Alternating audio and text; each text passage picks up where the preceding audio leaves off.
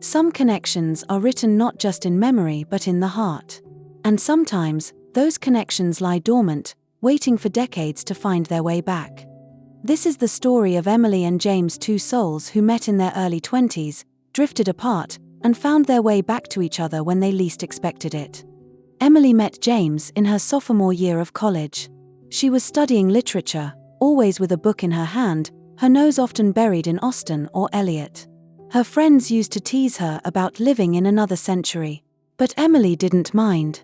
She found solace in stories, in characters who knew love, loss, and longing. The library was her favorite place, a sanctuary of silence, paper, and thought. James, on the other hand, was a philosophy major.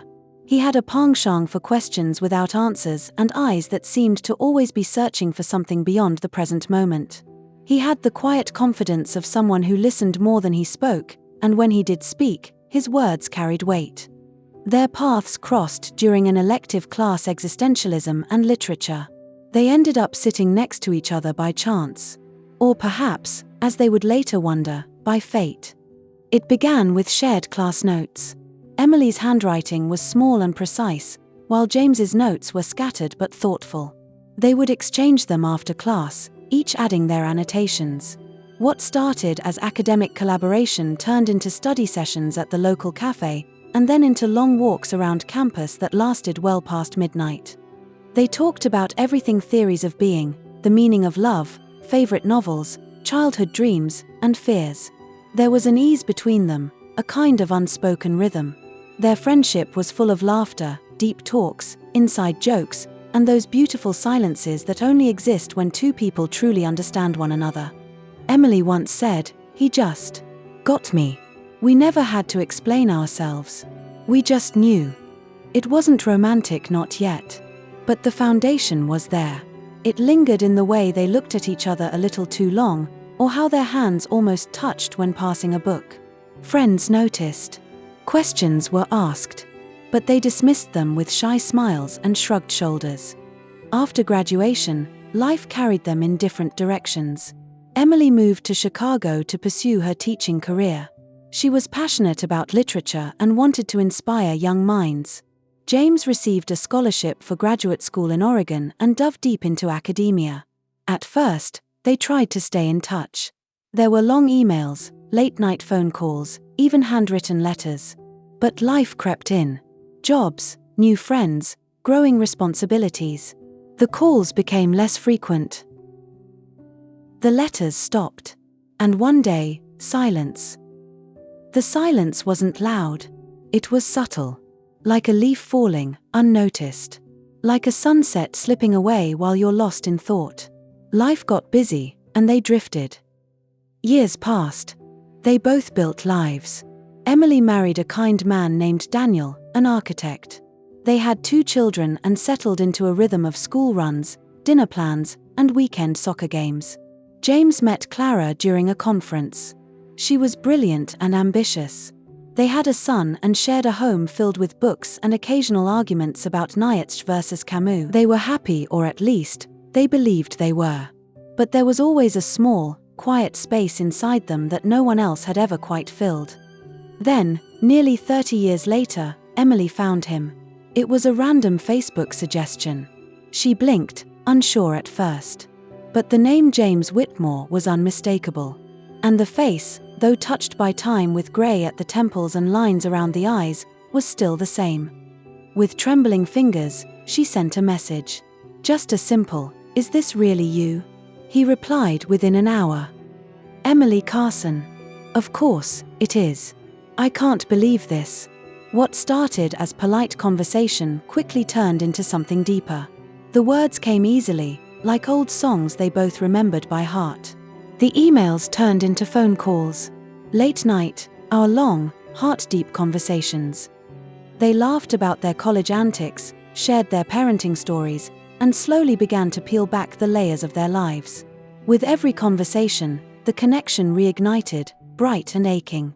But time had passed. And not just on the calendar. They were both married.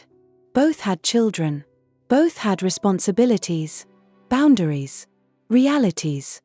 And yet, the feelings hadn't disappeared. If anything, they had grown in the quiet corners of their hearts. James once said, "I never stopped thinking about you, Emily. I buried it. But it was always there." They weren't seeking anything, they told themselves that over and over. But hearts don't always listen to reason. I did to meet. Just one coffee. One conversation. No expectations. But when their eyes met across the table, everything changed. The years melted away. The old laughter returned. And with it, the ache. "You still know how to make me laugh like no one else," Emily said, brushing away a tear. James smiled, "And you still tilt your head when you're about to say something brilliant." It was beautiful. And it was painful. Because the heart wants what it wants, but life doesn't always give permission. They didn't want to hurt anyone. They weren't looking to betray. But they also couldn't deny what they felt. For months, they wrestled with their emotions. Spoke to therapists. Wrote letters they never sent. Questioned everything: their loyalty, their morals, their truth. Emily said, "I thought I had everything figured out.